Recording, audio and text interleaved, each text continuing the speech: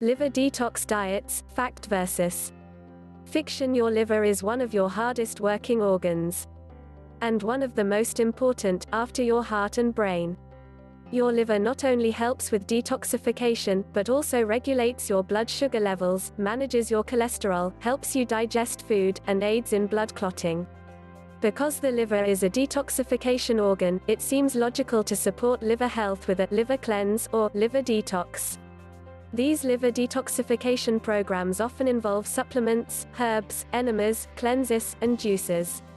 Most are marketed as miracle cures for a laundry list of ailments, from obesity to skin issues. But can you actually detox your liver? And if not, how can you support liver function naturally? Keep reading. A brief summary of how your liver works. Your liver stays busy, day and night, to keep you alive and well. Your liver *. Detoxifies your blood, regulates blood sugar levels, breaks down stored fat for energy, produces bile for digestion, nearly a liter a day. Helps with blood clotting, metabolizes amino acids. How your liver detoxes. Your liver is not a filter, but it does help detoxify your body. Specifically, your liver chemically modifies compounds like excess hormones and toxins in your blood, then exports them to be eliminated in stool or urine.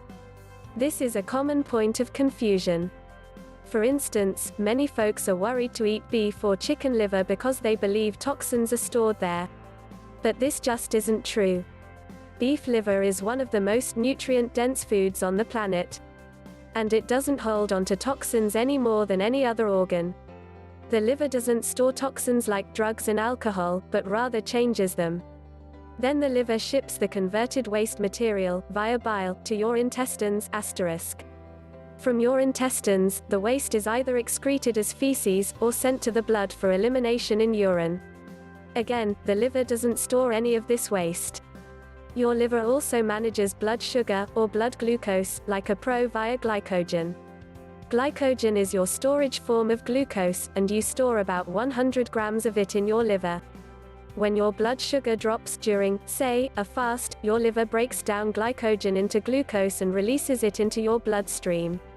Then your blood sugar returns to normal again *. Alternatively, when your blood sugar spikes after a meal, your liver helps turn the excess glucose into glycogen for safe storage *. Now that you know how the liver works, time to learn what can go wrong. Liver disease 101. As with every human organ, the liver can suffer damage and disease. Here are the most common liver conditions *. NAFLD, non-alcoholic fatty liver disease (NAFLD), is the buildup of excess visceral fat on the liver, affecting 30 to 40% of Americans *. NAFLD becomes far more dangerous when it progresses to NASH. NASH, non-alcoholic steatohepatitis (NASH), is NAFLD plus inflammation. Think of liver fat as kindling, inflammation as the spark. NASH is like the liver on fire. Cirrhosis is typically the end stage of liver disease, and involves scarring of the liver that impairs liver function. Hepatitis, hepatitis A, hepatitis B, and hepatitis C are viruses that can lead to cirrhosis if left untreated. Alcoholic liver disease, drinking too much alcohol can lead to permanent scarring, liver damage, and cirrhosis. Liver cancer, also called hepatocellular carcinoma, the risk of liver cancer increases with alcohol abuse or hepatitis. A variety of other factors may also compromise liver function. Certain genetic variants, like a tendency over store iron, hemochromatosis, can predispose someone to liver disease.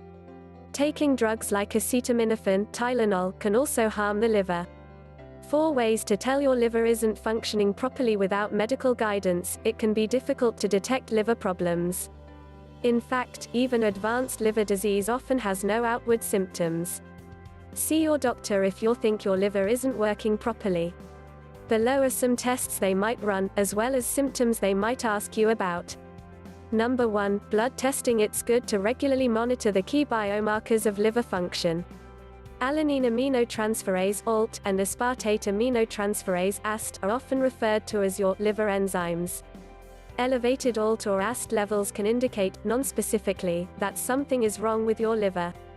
Gamma-glutamyl transferase (GGT) is even less specific to the liver than ALT and AST, but an elevated GGT can also indicate liver problems.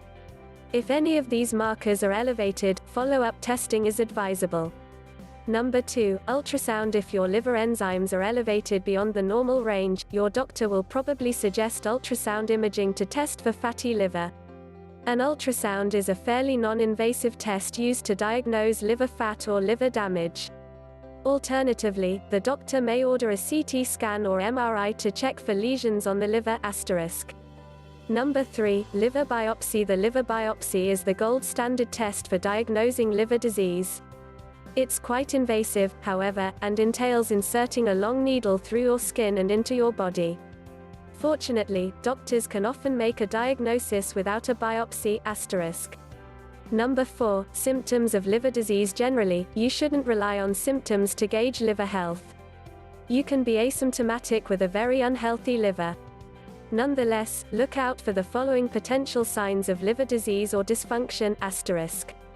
Yellow skin or eyes, jaundice, pale, fatty, bloody, or tar-colored stool, pain or swelling in the abdomen, dark urine, fatigue, poor appetite or nausea, bruising easily. Here's the thing. Because liver function is crucial for your overall health, it's important to treat this organ right. But do you need a liver detox? And will a juice cleanse help? Can you detox your liver? Recall that the liver doesn't store toxins. It aids in detoxification, yes, but it doesn't retain the harmful compounds. Since the liver doesn't store toxins, you can't detox the liver. There are no toxins to detox. This means that the elaborate supplement regimens, coffee enemas, vegetable juice cleanses, and other liver detox diets are basically false advertising. This doesn't mean that juicing is bad for your liver. It just means that drinking a liter of carrot juice won't cleanse your liver of any harmful chemicals. But don't despair, because there are still plenty of ways to support liver function and feel your best. 8 ways to support liver function naturally. You can't detox your liver, but you can take care of it. Here's how. Number 1, keep a healthy weight. Being obese is a massive risk factor for developing fatty liver. This is because obesity generally means metabolic issues. That's right. Obese people are more likely to have type 2 diabetes and insulin resistance, both of which can lead to the development of fatty liver disease. Obesity often correlates with insulin resistance as well. That's when your cells stop listening to insulin, your fat storage hormone. When you're insulin resistant, you're more likely to store fat as visceral fat in the liver, dangerous, rather than as body fat, safer. This, unfortunately, is a recipe for NAFLD. Reversing fatty liver is complicated, but one of the simplest prescriptions is to lose weight. Number 2, exercise. Unsurprisingly, a growing body of evidence suggests that regular exercise improves liver health. Physical exercise, according to one group of researchers, is a proven therapeutic strategy to improve fatty liver disease. The why likely involves insulin. Exercise increases insulin sensitivity, aka insulin function, which in turn helps fat get properly stored. Exercise can also improve body composition. As you just learned, losing weight is a great way to care for your liver. And so to support liver health, stay active and avoid a sedentary lifestyle. Number 3, avoid fructose. Of all the foods that drive fatty liver, fructose is the worst offender. Unlike other foods, fructose heads straight to your liver. Then it's turned to fat or used for energy. Depending on your activity level, you can probably handle some fructose in your diet. But the more fructose you eat, the more fat fluxes through your liver. What does the science say? In both human and animal trials, high fructose diets, usually with high fructose corn syrup, have been shown to promote fatty liver disease. Number 4, eat choline. If you don't regularly eat egg yolks or liver, you may not be getting enough choline in your diet. Choline is an essential nutrient for liver health. It helps export fat from the liver, which is a very good thing. Choline does this job by helping your body create special transporters called VLDL particles. These VLDLs carry fat out of your liver for safe storage or to supply tissues with energy. In multiple animal studies, choline supplementation has been shown to reverse fatty liver disease *. More research on humans is needed though. The best sources of choline are egg yolks and liver. You can also supplement choline as phosphatidylcholine, the form of choline specific to liver health. Number 5. Limit drugs and alcohol. Your liver has extraordinary powers of detoxification. It can take a beating and keep on chugging. But continually beating up your liver is a bad idea, and nothing delivers that beating like drugs and alcohol. As far as drugs go, acetaminophen, the active ingredient in Tylenol, is well documented as hepatotoxic, toxic to liver cells *. A variety of other pharmaceuticals can also damage the liver. The key is to do your research and exercise moderation when using these medicines. Alcohol is also hard on the liver, and many alcoholics go on to develop cirrhosis. The capacity to metabolize alcohol is highly individual, so be sure to monitor your liver enzymes, even if you only drink moderately. Number 6. Eat vegetables. Sorry, but vegetable juice won't detox your liver. The good news is, eating vegetables can improve liver health. Here's a list of liver-friendly vegetables *. Kale, carrots, beets, collard greens, sweet potato, cabbage, broccoli, Brussels sprouts. Cruciferous vegetables like kale and broccoli contain glucoraphanin and sulforaphane, compounds with anti-cancer, anti-inflammatory, and antioxidant effects. Spinach and beets contain betaine, a form of choline. And carrots and other orange veg are rich in carotenoids, like beta-carotene, to limit oxidative stress on the liver *. Number 7. Herbs and supplements. Scientists have studied a wide range of herbs and dietary supplements that may promote liver health. These supplements include milk thistle, silymarin, reduced glutathione, melatonin, vitamin C, vitamin E, curcumin, CoQ10, NAC. These supplements don't detox the liver, but rather reduce oxidative stress on the liver. Oxidative stress occurs when oxygen interacts with other molecules to create reactive oxygen species (ROS). Excess ROS, unfortunately, can damage every organ system, including the liver *. Because they decrease ROS, antioxidant supplements can reduce oxidative stress and may help your liver. Number 8. Avoid vegetable oils. Another way to reduce oxidative stress is to avoid the foods that cause it. Namely, to eat a healthy diet free of pro-inflammatory vegetable oils. The fact is, eating, or drinking, vegetable oils can cause liver disease, specifically, fatty liver. In one study, scientists fed mice either coconut oil or vegetable oil. What happened? You guessed it, the vegetable oil mice got fatty liver *. Is the keto diet good for liver detox?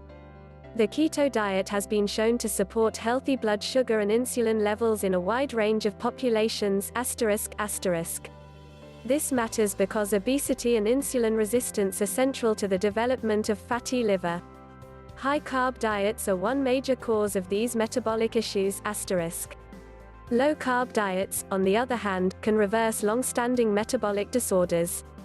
Although it's a bit early to claim low-carb diets as liver therapy, several studies are promising. For instance, in obese people, 6 months of keto dieting caused weight loss and reductions in liver fat *. In healthy people, just 10 days of low-carb dieting significantly reduced liver fat *. In people with NAFLD, 2 weeks of keto dieting reduced liver fat by 42%*. Finally, a proper keto diet contains plenty of eggs and organ meats. This means plenty of that all-important liver nutrient, choline. Here's the thing. More research is needed, but based on the available evidence, keto appears perfectly compatible with a healthy liver. The takeaway: do you need a liver detox? The liver doesn't get much love, but it's just as important as the brain and heart for keeping you alive and thriving. Your liver helps detoxify your blood, true, but toxins are not stored in the liver. Because of this, you can't detox your liver. Liver cleansing, quite literally, makes no sense. So no, you don't need a liver detox, but you should support liver function. Then your liver can detox you. Make your liver happy by eating clean, staying active, and maintaining a healthy weight. Eat veggies and egg yolks, avoid excessive alcohol and vegetable oils, and consider starting a ketogenic diet, and you'll be well on your way to better health.